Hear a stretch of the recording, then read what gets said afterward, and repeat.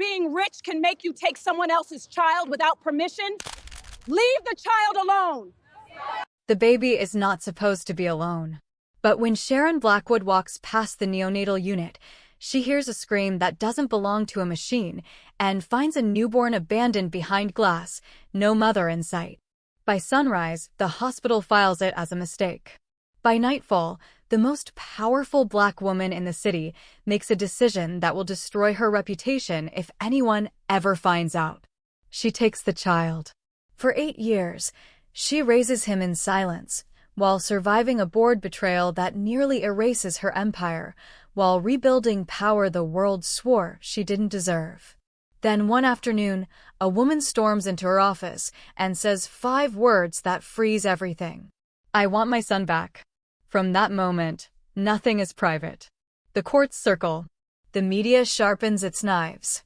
And the child everyone abandoned becomes the prize in a war he never asked for.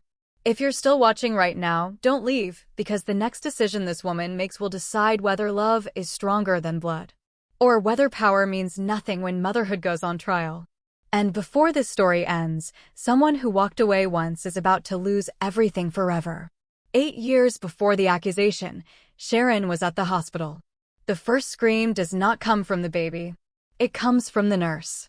Sharon Blackwood hears it from the hallway outside the neonatal unit, sharp and panicked, cutting through the antiseptic stillness of the hospital like a blade. She does not hesitate. She is already moving before anyone calls her name, heels striking the floor with controlled urgency, coat still draped over one arm, phone forgotten in her hand. Inside the glass-walled room, a newborn lies alone in a bassinet. Too small. Too quiet. Machines blink and hum around the child, but no mother stands nearby. No father. No family. Just a thin chart clipped to the end of the bed and a nurse frozen in the doorway, eyes wide. "Where's the mother?" Sharon asks. Her voice does not rise. It never does. But it carries weight. The kind that makes people answer. The nurse swallows. She left. She signed the discharge papers and walked out 20 minutes ago. Sharon steps closer to the bassinet. The baby's skin is dark, rich brown, creased at the wrists, fists clenched like it is already bracing for the world. A small cry escapes its mouth, weak but insistent, as if it knows something is wrong. "How long?" Sharon asks. "Born this morning," the nurse says. "Premature." The mother said she couldn't do this. No insurance. No family support. She refused to give a name. Sharon looks down at the child. Abandoned. That word does not land softly. It detonates. People like to imagine abandonment as loud. Screaming. Drama. Papers thrown. Doors slammed. But the truth is quieter. It looks like this. A baby alone in a glass room while the world keeps moving. Sharon's joy tightens. "Call social services," the nurse adds quickly, as if trying to reassure herself. "We already started the process."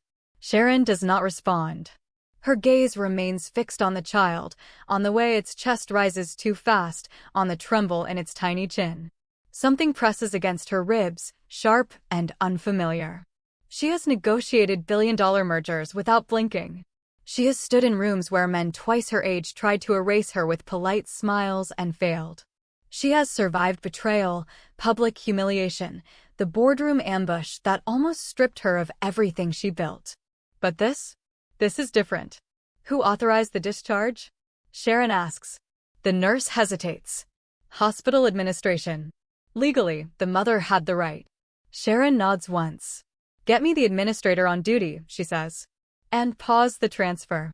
I don't think we can." "Pause it," Sharon repeats. There is no anger in her voice. No threat. Just certainty.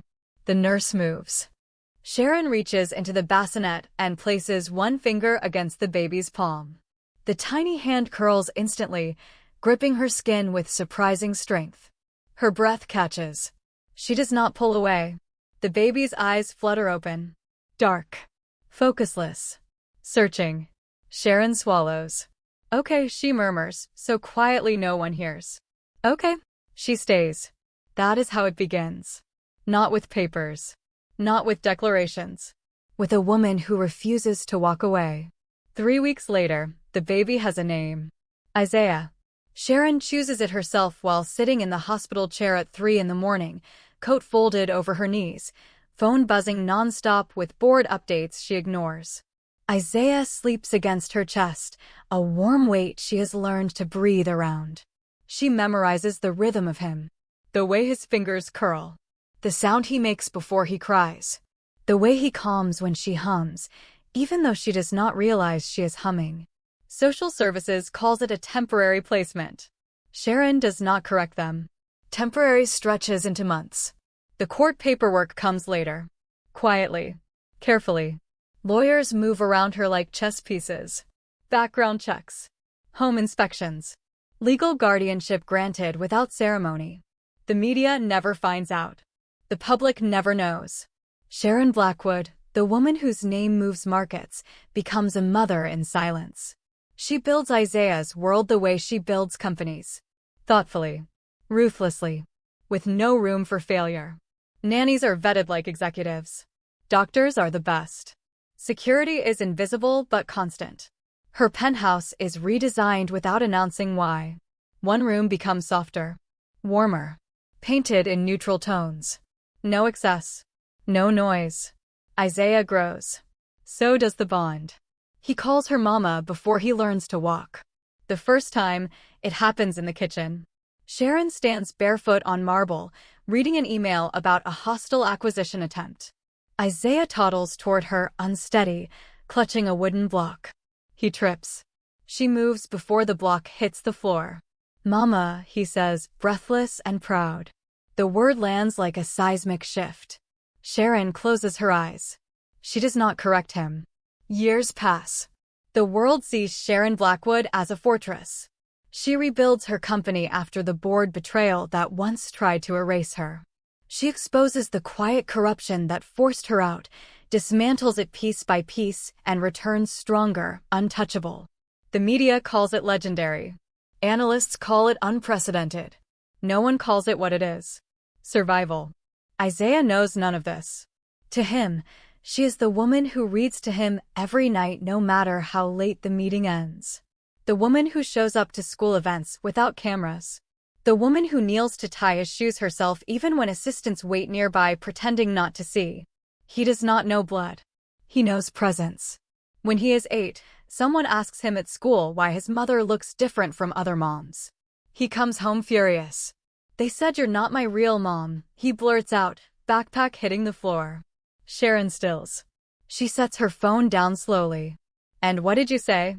Isaiah's eyes burn. "I said they're stupid." A corner of her mouth lifts. Not enough to be a smile.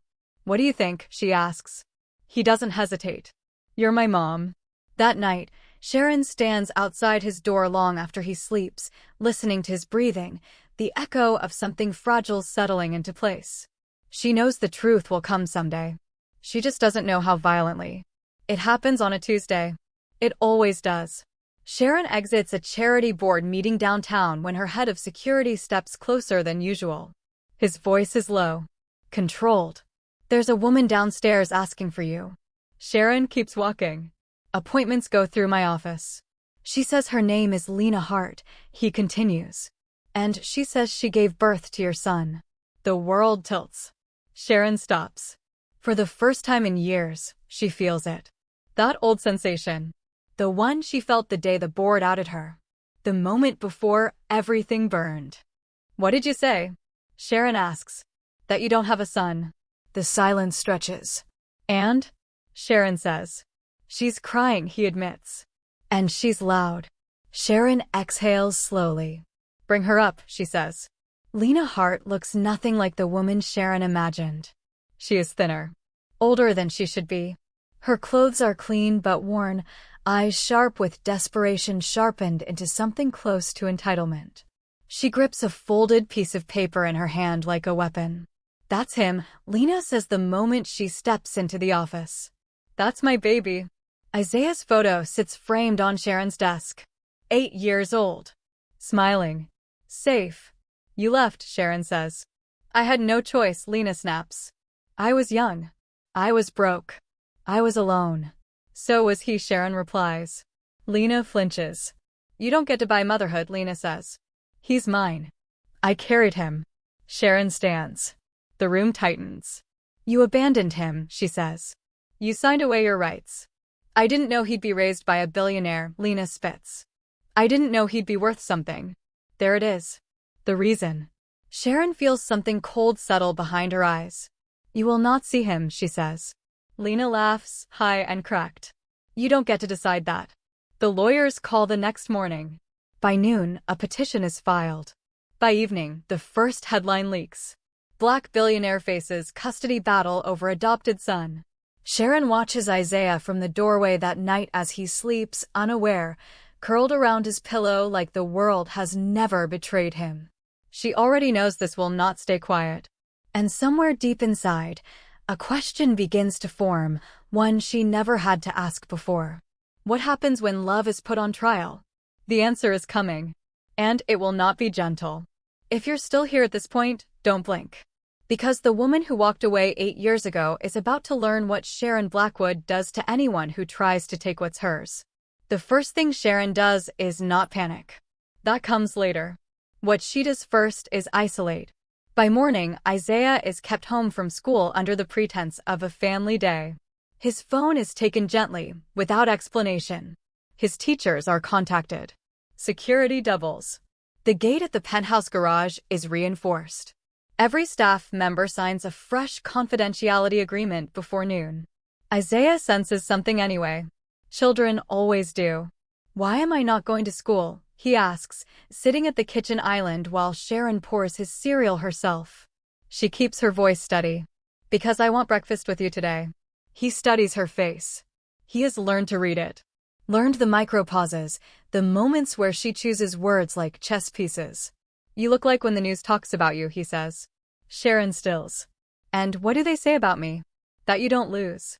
Something tightens in her chest. She reaches out and smooths his hair. Eat. Downstairs, the legal team assembles.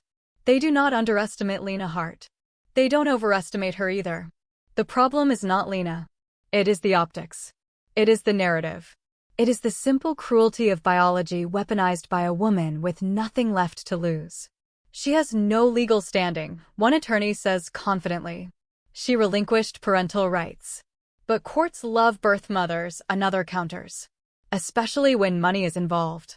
They'll frame this as a rich woman buying a child. Sharon sits at the head of the table, hands folded, listening. What does she want? She asks. Access, the lead counsel replies. Supervised visitation at first. Then shared custody. Then. She wants leverage, Sharon cuts in. Silence. She doesn't want Isaiah, Sharon continues. She wants what Isaiah represents. The room absorbs that. We need to move before she controls the story, the PR director says. Sharon shakes her head once. No statements. Not yet. That's risky. So is fear, Sharon replies. And I don't operate from it. The meeting ends with instructions precise enough to feel surgical. Outside the glass walls, assistants scramble. Phones buzz. Screens flash. Sharon remains still, watching the city beyond her office window, the place she once rebuilt from ashes. She knows this terrain. They tried to take her company once. They learned. That evening, Isaiah stands at the window with her, hands pressed to the glass. Why are there so many guards? He asks. Sharon kneels to his height. Because some people forget how to behave. Are they here because of me? The question lands heavier than it should. Yes, she says. He frowns. Did I do something wrong? No, her voice hardens without heat. Never think that. He studies her. Are you scared? She considers lying. No, she says instead. But I'm angry. Why? She looks at him. The boy who fits perfectly into her life. Who does not remember hospitals or abandonment? Who remembers bedtime stories and steady hands? Because someone is trying to take something precious, she says. He nods slowly. You won't let them. It is not a question. No, she agrees. The first court filing hits 2 days later. Emergency motion for visitation. The language is aggressive. Accusatory. Designed to provoke. Lena claims she was coerced into giving Isaiah up. Claims she was mentally unstable and unsupported. Claims Sharon exploited her vulnerability. Claims Isaiah deserves to know his real mother. The word real burns. Sharon reads the filing once. Then again. Then she closes the folder and looks at her lawyer. Find her, she says. They already have. Lena Hart's life is a trail of half-finished things. Jobs abandoned. Apartments vacated. A record clean enough to pass background checks, but chaotic enough to tell a story. She has another child. A daughter. 11 years old. In foster care. That detail sits like a knife between Sharon's ribs. She left 2 children, Sharon says quietly. Yes, the investigator confirms. But only one is worth something. The first leak comes from a source Sharon recognizes. A former board ally. The headline is sharper this time. Birth mother fights billionaire for son taken under questionable circumstances. Isaiah sees it anyway. Not the headline. The tension. He walks into Sharon's office unannounced, something security would never allow anyone else to do. People at school are whispering, he says. They say my name. Sharon closes her laptop. Come here. He steps into her arms, stiff at first, then clinging. Are you going to send me away? He whispers. The question nearly breaks her. No, she says instantly. No one is taking you. But what if they say you have to? Her grip tightens. Then they'll learn they're wrong. He presses his face into her shoulder. I don't want to go. You won't, she promises. Promises are dangerous things. Court day arrives faster than expected. Sharon wears black. Not for mourning. For control. The courthouse hums with quiet cruelty. Reporters linger just far enough away to pretend civility. Cameras click anyway. Lena arrives with a public defender and eyes that flicker everywhere except forward. She looks at Isaiah when they pass in the hallway. He flinches.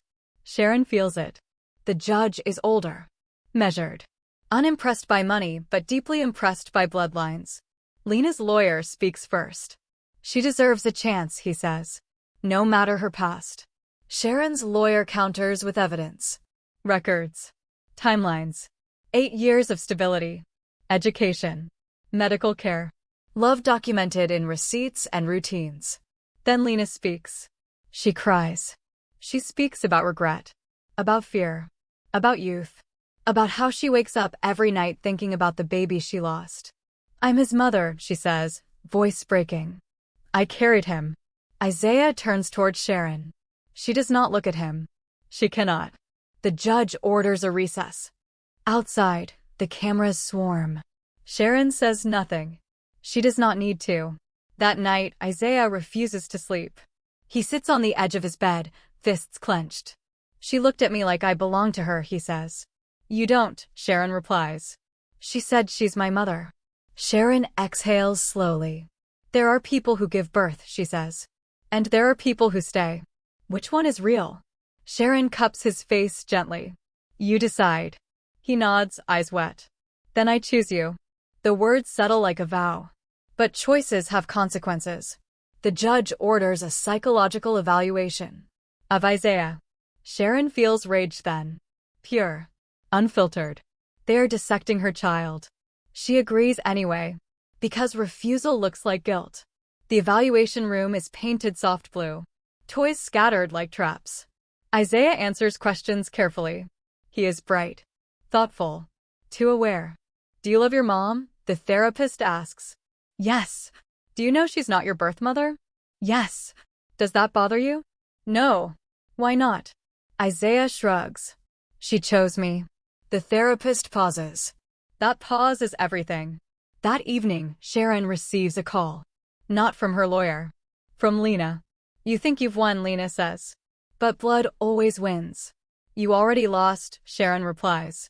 Twice. You can't erase me, Lena snaps. I don't need to, Sharon says. You erased yourself. Lena laughs. I'm not leaving. Sharon hangs up. Outside, the city hums unaware. Inside, something shifts. Sharon knows the war has entered its second phase. And this time, the battlefield is not courtrooms or headlines. It is Isaiah's heart. And the people watching, those who think this is about money or power, are about to find out how far a woman will go when her legacy breathes. If you're still watching now, this is where things turn ugly. Because the next move won't come from lawyers. It will come from Isaiah himself. Isaiah's first act of defiance is small. It happens on a Thursday morning when the car pulls up in front of the courthouse for what is supposed to be another closed-door hearing. Sharon steps out first, phone already in hand, expression carved into something unreadable. Isaiah follows and then stops. "No," he says. Sharon turns. Security stiffens instantly, but she lifts a hand. They freeze. "What do you mean, no?" she asks quietly. "I don't want to go in," Isaiah says. His voice shakes, but he does not move. They keep asking me questions like I'm broken. Sharon crouches in front of him, the world narrowing to the space between them. They're trying to understand. They're trying to decide who I belong to, he snaps. I already told them. Her chest tightens. "You don't belong to anyone," she says carefully. "You're not property." He looks up at her. Then why do they get to choose? The question lands harder than any legal motion. Sharon straightens slowly. "Come," she says. "We're going home." The lawyers protest. Quietly. Politely. She silences them with a glance. That afternoon, the judge's office calls. Failure to appear is noted. Sharon does not return the call. Instead, she calls someone else. The next wave does not come from the courts. It comes from the media. A talk show host floats a hypothetical on national television. A columnist writes a piece about wealthy women buying motherhood. A panel debates whether love can replace biology, whether money distorts morality. They never say Isaiah's name, but they show his photo. Sharon watches it once. Then she turns the television off. That night, Isaiah sits at the dining table pretending to do homework. He isn't reading. He's listening. "Are you mad at me?" he asks suddenly. "No." "Are you in trouble because of me?" "No." "Then why do people keep talking about us?" Sharon considers telling him the truth. The whole truth. The version where adults make decisions that hurt children and call it justice. She chooses something else. Because sometimes, she says, people are uncomfortable when they see something they don't control. He frowns. "Do they control me?" She meets his eyes. "No." "Do they control you?" A pause. "Not anymore." He nods, satisfied for now. But later that night, he sneaks out of bed. Sharon finds him in her office, standing on a chair, trying to reach a book on the top shelf. "What are you doing?" she asks softly. He startles, then relaxes when he sees her. "I want to know everything," he says. "If they're going to talk about me, I want to know why." She lowers him down herself. "Some stories aren't for children." "I'm not a baby," he insists. She studies him. The way the light catches his face.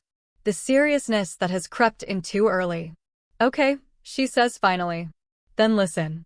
She tells him about the hospital. About the day she found him. About the choice she made. She does not tell him about fear. She does not tell him how close she came to walking away. "I stayed," she finishes. "Every day."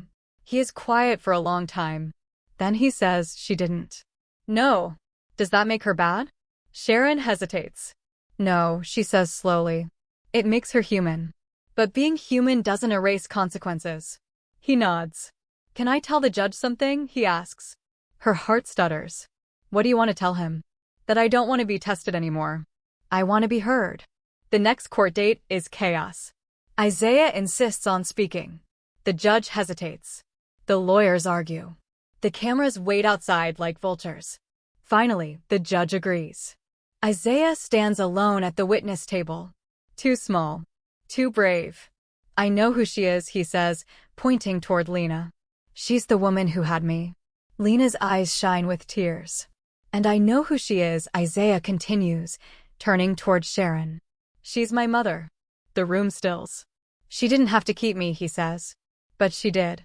She stayed when it was boring. When it was hard. When I was sick. When I was angry. She didn't leave."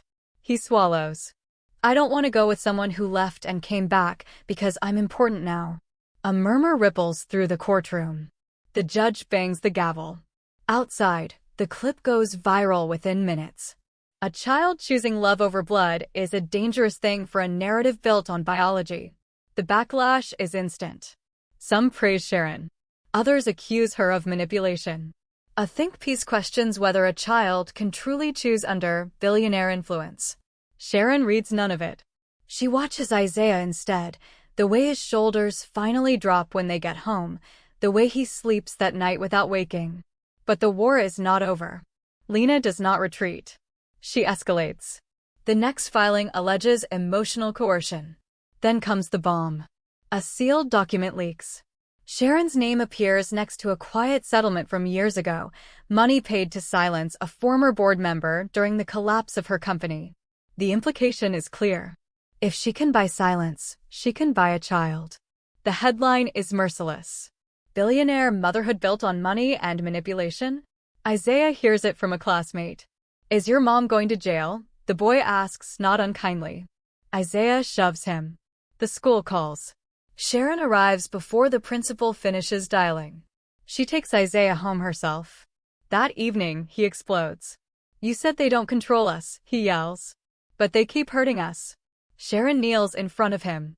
I said they don't control us. I didn't say they wouldn't try. Then stop them. The demand is raw. Childish. Desperate. She wraps him into her arms. I am, she says. Just not the way they expect. That night, Sharon makes a call she has avoided for years. The woman on the other end answers slowly. You finally ready? The voice asks. Yes, Sharon says.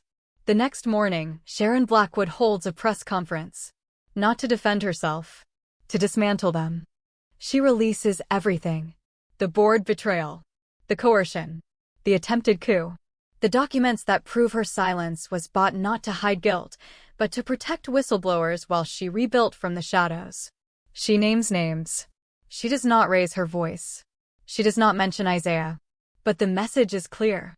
You do not win against her by dragging her into the light. You lose because she owns it. The narrative shifts. The judge postpones the ruling. Lena's legal team fractures. Then Lena does something reckless. She goes to Isaiah's school. Security intercepts her before she reaches the gate. Isaiah watches from a classroom window. He recognizes her. That night, he doesn't speak. He sits on Sharon's bed, knees drawn up. She looked angry, he says finally. Like, she hates me? She doesn't hate you, Sharon replies. She hates what she can't control. Is that my fault? No. But I make her feel that way. Sharon cups his face gently. Other people's feelings are not your responsibility. He nods, unconvinced. Later, after he sleeps, Sharon sits alone. She considers the unthinkable. A compromise. Supervised visitation. Controlled exposure. Peace. The thought makes her feel ill. She stands instead. The final hearing is set. The judge will decide. Lena arrives calm this time. Too calm. She has something. Sharon senses it. The courtroom is tense. Lena's lawyer stands. We have new evidence, he says. A folder slides across the table. Sharon's lawyer opens it. Stiffens. It's a video. Grainy. Old. A hospital room. Sharon stands beside the bassinet. 8 years ago. The nurse asks a question. Are you sure? Sharon's voice answers. Yes. He deserves better. The clip ends. Lena smiles faintly. You planned this, Lena says. You took him. Sharon stands. That video proves nothing except that I chose not to abandon a child, she says. The judge looks troubled. The room holds its breath. If you're still watching now, understand this. Everything hangs on the next 5 minutes. Because the system is about to decide whether love is evidence or a crime. The courtroom does not breathe. It waits. The judge leans back, fingers steepled, eyes fixed on the screen that has just gone dark. The video's final frame lingers in the air like a bruise. Sharon stands perfectly still, spine straight, chin lifted. She does not look at Isaiah. She does not look at Lena. She looks at the bench. Miss Blackwood, the judge says slowly, why was that video never disclosed? Because it wasn't evidence, Sharon replies. It was context. Context for what? For a choice, Sharon says. One that saved a life. Lena's lawyer rises, eager. Or for a premeditated removal of a child from his biological mother.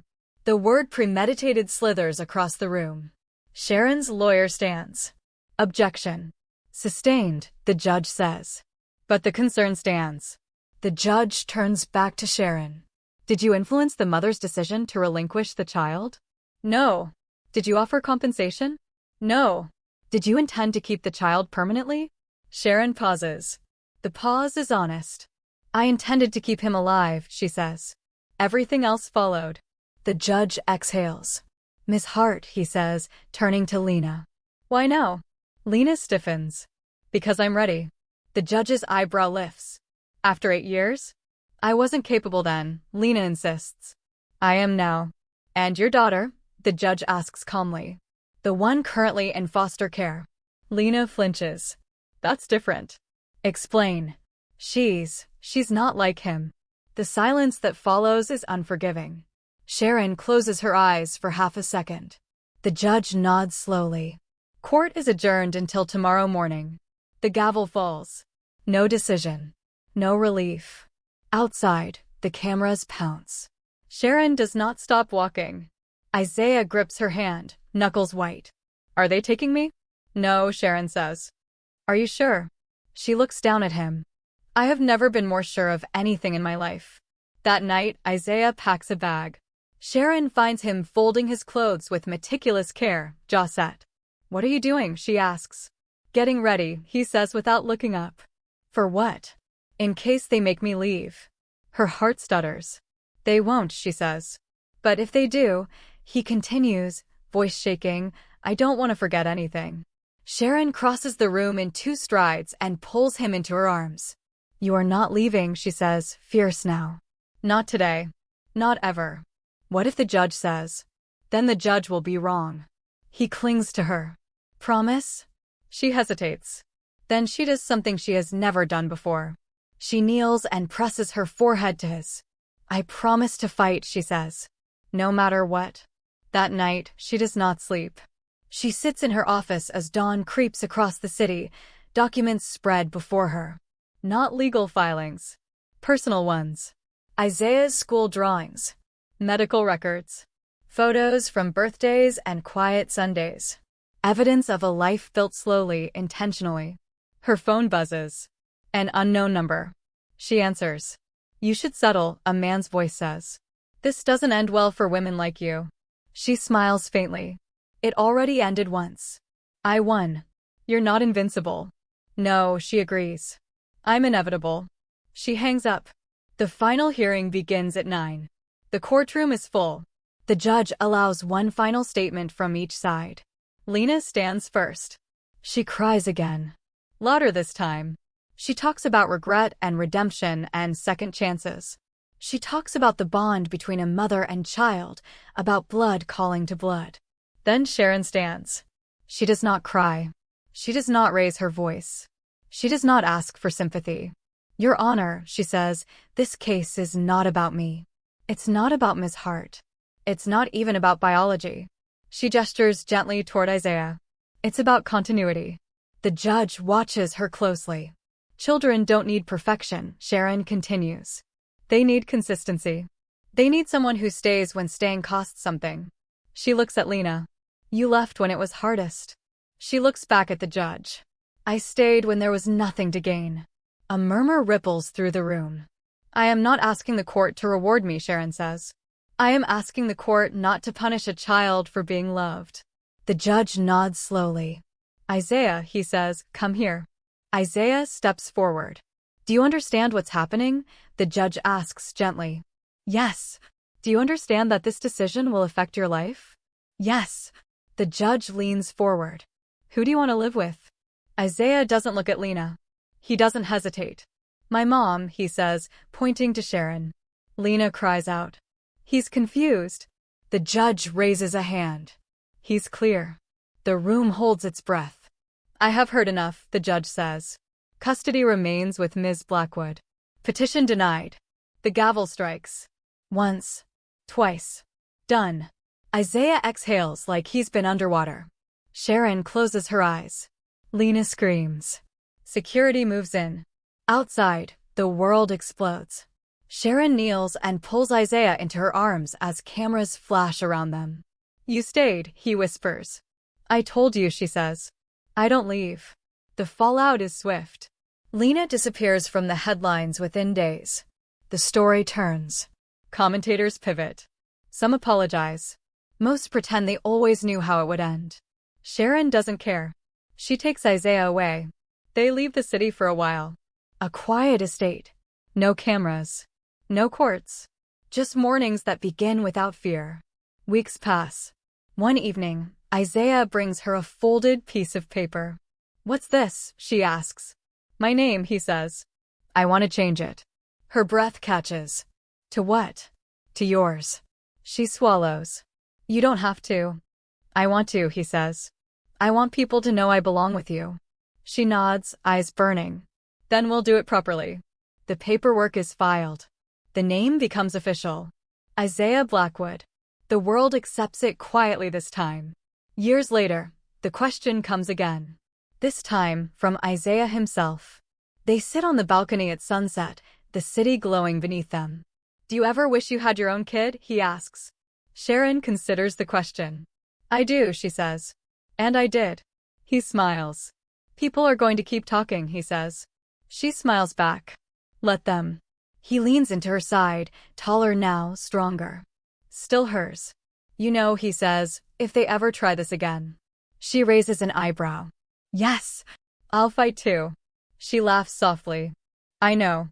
The legacy is not the company. It never was. It is the boy who learned what staying looks like. And the woman who proved that love, when chosen every day, is stronger than blood.